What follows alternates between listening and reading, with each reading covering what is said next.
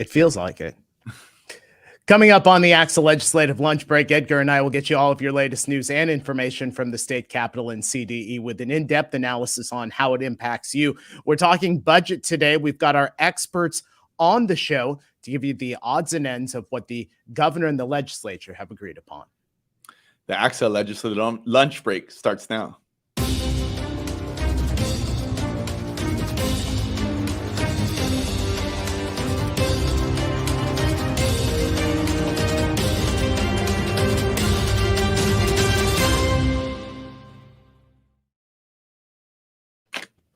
And it's 1 o'clock on a Wednesday. We welcome you to the ACSA Legislative Lunch Break, along with ACSA's Executive Director, Edgar Zazwata. I'm ACSA's Senior Director of Marketing and Communications, Naj Ali Khan. Welcome. We're honored to have you with us today. Go ahead and jump into our chat and say hello. Let us know what region you're from. Edgar, how are you today? It's good. I feel like, well, you could tell from the intro, I haven't done it in a while. It feels like, I lost my groove here in terms of forgetting how we do this, but it does feel good. To be back here on the lunch break after a few weeks. Hopefully people, some people are watching us because they don't like to miss, but I do hope some of our members are enjoying their summer break or whatever that means. I know that looks very different depending on your capacity, but at least taking a little bit of time here to refuel before the start of the next year. I know that my wife yesterday, when I said, oh yeah, we're going to be doing this on the show, and mind you, she's a kindergarten teacher. She said, do you guys broadcast during the summer?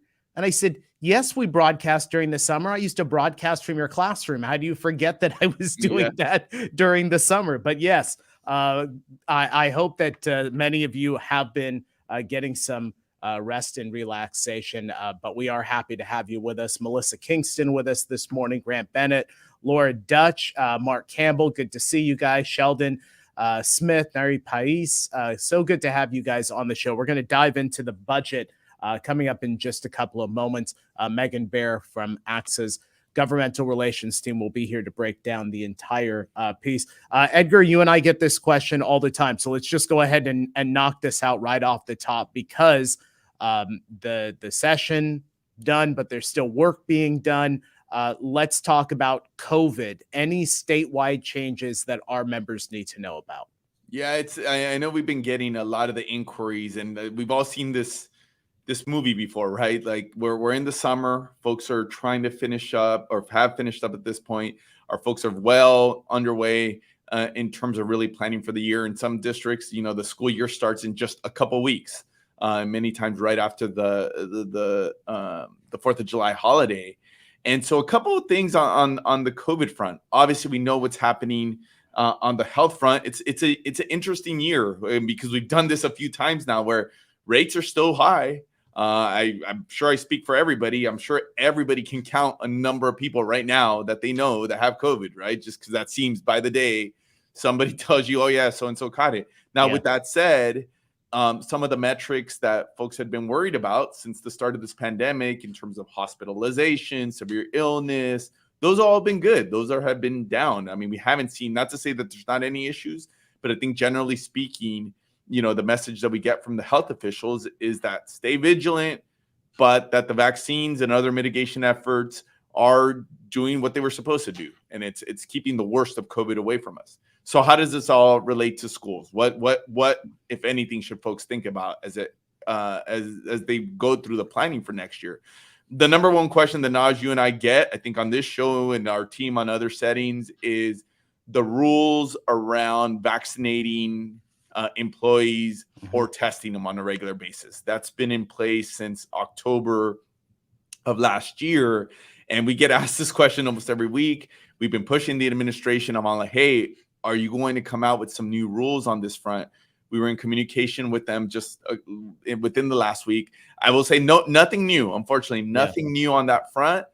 It does appear that they're deep into those discussions about, what are the rules going to be? I mean, in full transparency, we've given them the perspective of what we've heard from many of you folks in terms of that rule still creates some challenges in some districts, that the fact that we've kind of shifted how we've done testing in many ways, but that this still, in some cases, puts a burden in terms of the amount of employees that have to get tested if they're not vaccinated. So that's one, nothing new. At some point, one of these weeks, we're going to come in and we're going to say, we actually have some news because it's just not this week. Just not this week. Just not this week on that front. And I think the other piece on this front, Naj, is that there was some legislation going through the Capitol authored by Dr. Pan. And we all know Dr. Pan because he was the author of the vaccine mandate bill. And I think we made some news here on the lunch break that the day after he came on our show, he abandoned that effort. Nothing to do with the vaccine requirements, but he had another piece of legislation that maybe didn't get as much attention as his vaccine bill, but I think could have a big impact on the day-to-day operations of our schools.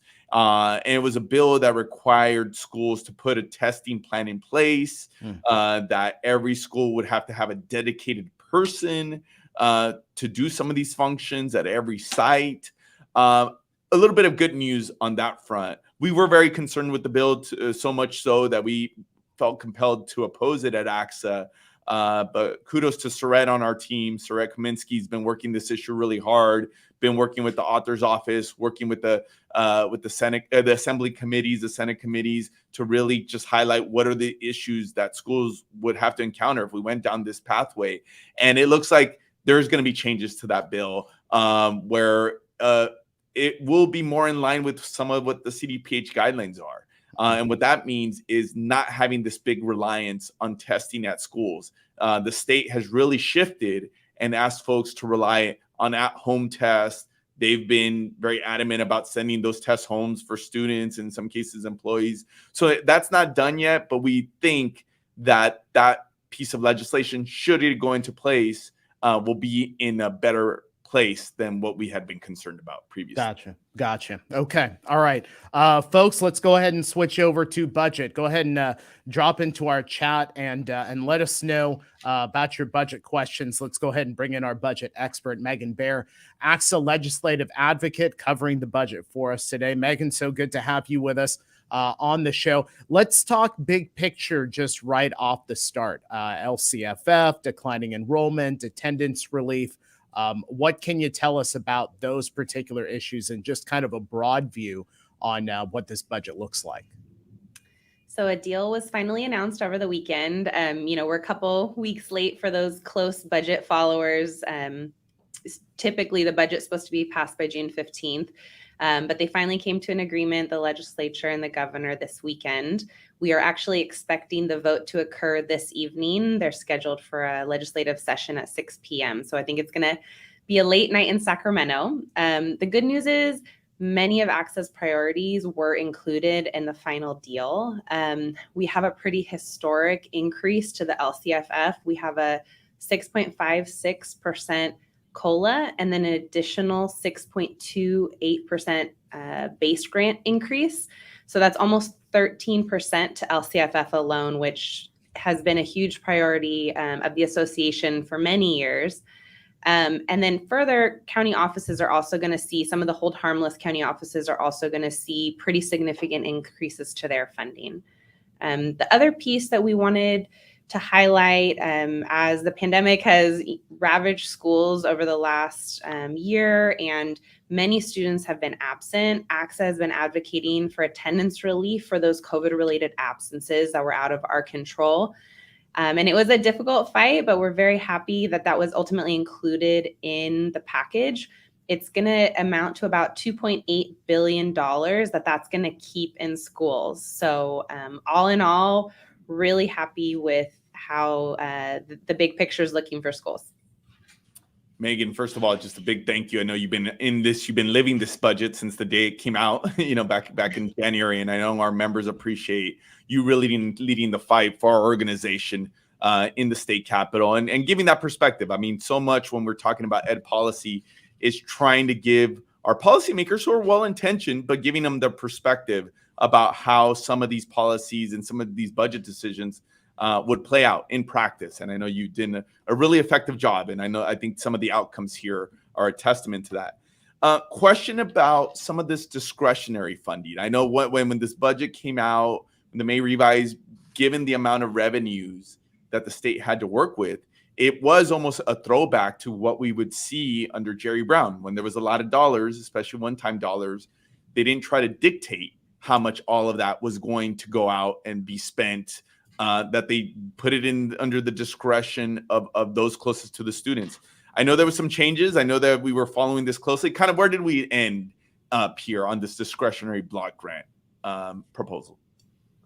Yeah, so the governor's proposal and the original legislative proposal had a very large, almost completely discretionary block grant that would have gone out on a per pupil basis. That's not what we see in the final deal here. So the $7.9 billion for the Learning Recovery Block Grant, that block grant has to be targeted to learning recovery. So it's not too narrow. It's things like tutoring, lowering staff ratios, increasing instructional time, but it's certainly a lot more narrow than the previous proposals. Additionally, this is not going to go out on a per pupil basis. This is only, LEAs are going to receive distributions based on the number of unduplicated pupils they have. We're estimating roughly it'll be about $2,100 per student. The smaller block grant, which is called the Arts, Music, and Instructional Materials Block Grant, is actually, while you can use it for the purposes listed in the title, it actually also includes very broad purposes such as retirement and healthcare costs. So that's kind of the really truly broad grant. That block grant is about $3.5 billion, and it is going to go out on a per ADA basis. And again, we're estimating roughly about $600 per ADA. Megan, I'll ask a quick follow-up there. And first, just thank you, because I know one of the questions when we throw out, and us Sacramento types love throwing out the big numbers, right? And probably people's eyes glaze over when we see these huge amounts. But I appreciate that, the estimates on what the per pupil amount there is going to be. Just to reiterate there, because so some of these pieces, I know the legislature likes to do this, the state likes to do this, is the difference between, okay, we recommend you use it for XYZ, but what you technically have to use it. So you noted that with the smaller amount. So just to be clear, how flexible are these dollars? Do they have to use them for a particular purpose? I would say they're relatively flexible. The larger block grant that's targeted towards UPP students, you can use it for staffing. So that's pretty broad. I think that gives like a decent amount of flexibility. On the arts and music block grant, that one is incredibly flexible. So, you can use it for pension costs, you can use it for retirement, healthcare, excuse me. So that one is more flexible, but also a much lower amount. I just want to remind you folks, if you have any questions for Megan, go ahead and drop those into the chat. No matter what appears on the chat, go ahead and drop those into our chat. Megan, I know when you and I were talking budget really quickly, your eyes lit up when we talked about transportation. You were very happy with what happened with transportation. Let's dive into it. Tell us what's going on with that. Sure. So, I want to say a big thank you, first of all, to our members. This is an issue that many ACSA members activated on. There were some concerning proposals that would have imposed mandates without guarantees of funding. And so I just want to say a big thank you. The final product that ended up in the budget, I think, is a really positive one. So there's going to be a $637 million increase to home to school transportation. Additionally, there is language that says the state will pay for up to 60% of your transportation costs. Right now, districts are getting about 10 to 20% of a reimbursement. So this, we haven't seen amounts like this be dedicated to transportation in years. So, and it should relieve some pressures on your general fund. So very pleased with the end agreement here. Megan, switching gears here, and we see a couple of these questions, and they're good follow-ups, so we'll definitely come back and get some clarification on some of these block grants and the use of these dollars. Before we go there, special education, just what if anything, happened on that front? Any new dollars for those programs? Yes, so this is another program. There's a significant investment, which hopefully is going to relieve some pressure on your general funds. The state's allocating an additional $500 million to the program. That's going to bring base rates up to $820 per ADA. So a good investment there too. You're on mute, Naj. See what happens? See, I step Take away. you take a week off. I don't know if you took a week off. You just forgot how to use it. Listen, I needed a drink of water. What do you want me to do? Right? Don't want all of you guys to listen to me gulp. Let me ask this question, Megan, because this has to do with the discretionary block grants. Deborah Salgado asks, can you use the arts and music money for facilities? No, facilities are not included. Okay. Since and just to follow up to that, since there was a question about facilities, maybe let's use the opportunity. I know there was a lot of activity, a lot of questions about how much investment would be to the facilities program. What was the final product there as it relates to school facilities? So the budget allocates the remainder of Prop 51 funds, which is about $1.4 billion. The state also makes a commitment to allocate funds and sets aside general fund resources to pay for facility new construction and modernization. The programs run through OPSC through 2025. So the intention here is to provide funding so that program can keep running. So keep getting your applications in to OPSC, keep doing that, even though we don't have bond dollars. And then I think the hope is by 2025, hopefully we'll have an approved bond that can then start funding those programs again. I do think that it's worth noting that this is a pretty big deal, that there was some general fund dollars, right, allocated to school facilities. That's not something we've seen routinely from the state, right? Right. This is unprecedented. We've never seen general fund dollars allocated for school facilities. So we're happy and we're grateful because, frankly, if the legislature didn't make this investment, there would be no state support for any sort of facility project. So it is really crucial to make sure that we have facilities that are in good repair for our students. Megan, Lucy asked the question, and this for clarification, can you please share again how much the per pupil amount is expected to be for the bigger block grant? Yes, and so this is the little bit more tricky one. This block grant is not per pupil. It is going to be, it's going to go out per unduplicated pupil. So based on that, for your unduplicated pupil, we're estimating about $2,100. But it's, just to be clear, it's only unduplicated pupils that the money is going to go out on that basis. Megan, back to your favorite topic here, transportation. I don't say that because you spent so much time on this issue here this year. We have a couple questions. I'll touch on the first one, and then we have to go back to Cody's. Vivian asked about this clarification of whether the funding is an add-on to LCFF. Will the additional money be allocated the same way, or will it be separate?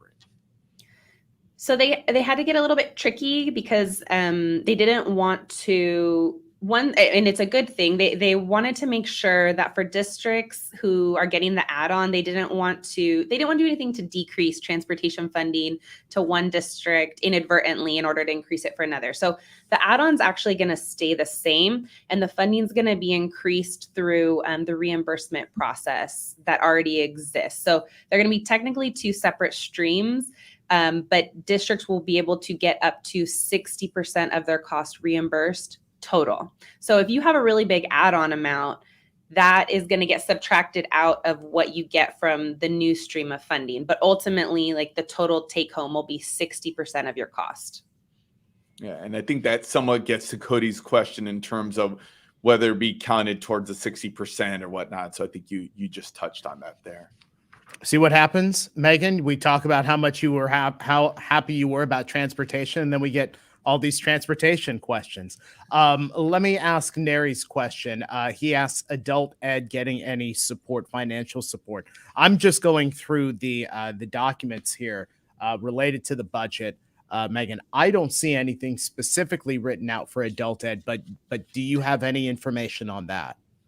Yes. So adult ed is getting the COLA that some of the other categorical programs are also getting. So adult ed can expect a 6.56% COLA, but there is no investment beyond that. Since we'll stake on the trend of maybe not such great news. Let me ask you about pensions. Was there any money allocated for STRS or PERS relief? No, I think that's our one of our big disappointments. There's no pension relief. They do allow the smaller block grant to go towards retirement costs. And I think that's the legislature and the governor's way of nodding at the fact that pension costs are increasing pretty sharply here. But no, there's no set aside relief like we've seen in past years. Megan, we had you discuss right at the top some of the high points, to summarize some of the high points. But let me ask you about some of the things that maybe didn't get addressed here in the budget, that there's some room. I don't know if I want to say room for improvement, but certainly could use a little bit more addressing as we move into the following year. What did you see through that? Sure. So, pensions is a big one that we just hit on. I think another program that we were disappointed to see some of the changes, the Expanded Learning Opportunity Program, they changed the per pupil funding amounts. So they create a distinction whether a district is at 75% unduplicated student percentage above or below. So there's a distinction there. If you're above that 75% threshold, you're going to get about $2,700 per unduplicated pupil. If you are under that threshold and you have less unduplicated students, you're only going to see $1,200. And, we're really concerned that if the expectation is for districts to offer high quality after school to the number of pupils as the program lays out, that $1,200, we're very concerned that's not going to be feasible. So that's a big disappointment. Megan, I'm going to kind of take a step back outside of the particulars of what the budget. But I think overall, I think we would all agree that this was positive. There's, like you said, and I've seen some of the messages from the state leaders, from the budget leaders, especially as it relates to education. They're talking about this historic budget. I saw Senator McCarty talk about the best education budget ever, right? And so there's different ways everybody's going to say how great this was. Now, we're also having this conversation under the landscape. I think across the country, there's a little bit of angst about what's happening with inflation, what's happening potentially with the economy. What's been the sentiment or the tone, or have they spoken to what's the expectation as we look at the projections? Is there fear that this is our last big year with a lot of revenues? I know we've said this before, and then the revenues outpace those projections, but what's the general sentiment in the Capitol as they're building this budget, which is obviously positive? So it is positive. I think there are, the fiscal analysts are seeing early warning signs of an economic downturn, which, you can take with a grain of salt. Some folks have been saying that for a long time, and that hasn't materialized. But there seems to be more and more warning signs. And so very happy to see that the legislature chose to make such a large investment in LCFF rather than, traditionally, they usually create a bunch of new programs when we have revenues like this. So we're really happy to see that. And if you notice, if for those who follow the budget closely, the legislature initially proposed a 15% LCFF increase. I think we're seeing a little bit scaling back as these lower revenue estimates have come in the last 2 months, those warning signs. So, glad to see that they're making investments that are going to hopefully put districts in good fiscal condition if a recession strikes. Hopefully it doesn't, but there's definitely some nervousness about what the budget will look like next year. Megan, we have a two-parter from Sheldon Smith. Sheldon asks, I might have missed it, but how restricted or unrestricted are the learning recovery block grants and the instructional materials block grants in AB and SB 182? Because he says they started as unrestricted, but the final language has some bookend on those dollars. Hi, Sheldon. Nice to see you in YouTube land. So yeah, they've kind of done a complete 180 on what initially both the legislature and the governor proposed these very large, albeit slightly different, but very large, very flexible block grants. And they've basically kind of done a 180 on that. The Learning Recovery Block Grant is similar to the ones that we've seen over the past couple of years. And so it has to be focused on student learning recovery, although there is language that allows you to use the funds on staffing. So I do think there is some flexibility in there. It's not too restrictive. The other block grant, the Arts and Music Block Grant, ironically, that one is extremely flexible and can be used for all kinds of things. that have nothing to do with arts or music, despite the name. So, a little bit of a mixed bag there. Yeah, Megan, I'm glad you said YouTube land and didn't call it Zoom land, because that makes Michael Kelly very upset. He'll get very upset. Don't call this a Zoom. So you got it on the dot. Gary Reller asked about the school lunch program, the universal meals. I know that was one of the big outcomes over the last couple of years about this huge investment. What, if anything, got adopted as it relates to school meals? Yes, that's one big piece we didn't hit on. So the legislature allocated an additional $600 million ongoing. They're currently fully committed to the universal meal program. So, and they did allocate the additional funds that we think we need to be able to pay for it. So that's moving forward. Hey, I have to make note of this, that Gary Reller is participating in the show while on vacation in Illinois. That is a committed viewer, Edgar, when he is taking his vacation time to participate in the budget discussion. Yeah. You need a special award just for that, right? Megan, Barbie Wilcox asks, will ACSA continue to find a solution to the pension budget besides the intervention? Oh, see, I've lost that now. Besides the intervention budget, will there be a prevention and proactive budget? Yes, we have been. And we will continue to be. We have a really broad coalition that ACSA has been working with, not just in the K-12 space, but also with our community college partners who have the exact same pension increase schedule that we do. So labor and management has been working collaboratively on this. I'm hoping that, in the future we'll be successful. And it's one of our top priorities. So unfortunately, we didn't get a big win in this budget on the pension piece, but it'll continue to be a huge priority for us here.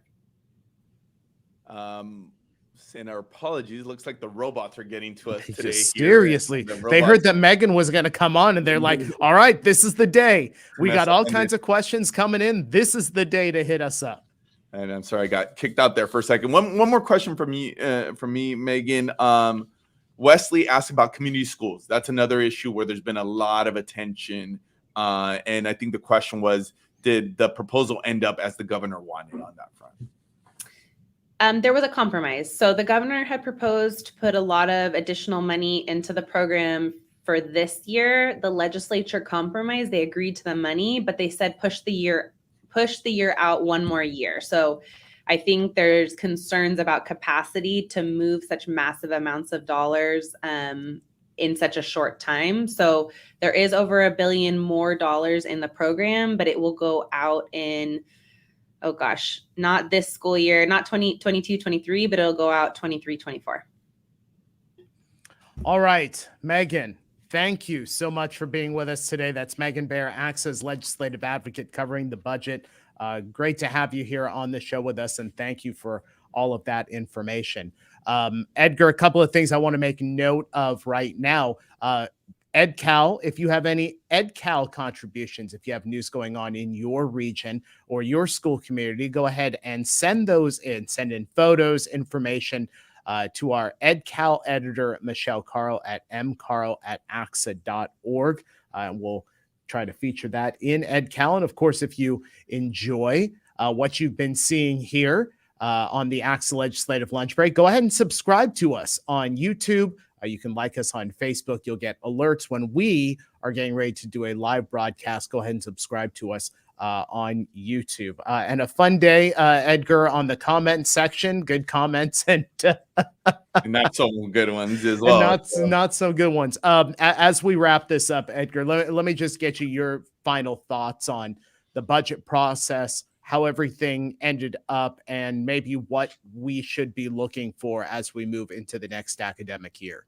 Well, first of all, and I love bragging about our team, but yeah, I've said it once, I'll say it again.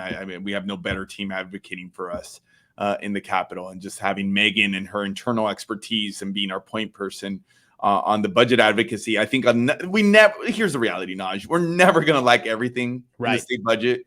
That's just our predisposition. They're never going to get everything right. but especially some of the concerns we were having about transportation, about how much some of these dollars are going to be allocated, about whether they should give us some of this relief on attendance. All told, pretty good scorecard in terms of some of the ACSA priorities. And I think that's a testament not only to our team, also to our members who we've asked to advocate, who we've asked to go and talk to their legislators. So we should feel good about this. As always, it's our job to look ahead, and hence the conversations about what's on the horizon. I think we just have to be cautious there. We have to be cautious and keep an eye on the economy, keep an eye on some of these bigger trends. And that's where we come in, and we'll be making sure to kind of read the tea leaves as folks start planning into the next year. But all told, I think there's some positive outcomes. And then also this piece that we're going to have to continue to push the legislators on is making sure that there's some understanding for the challenges that are already in place now.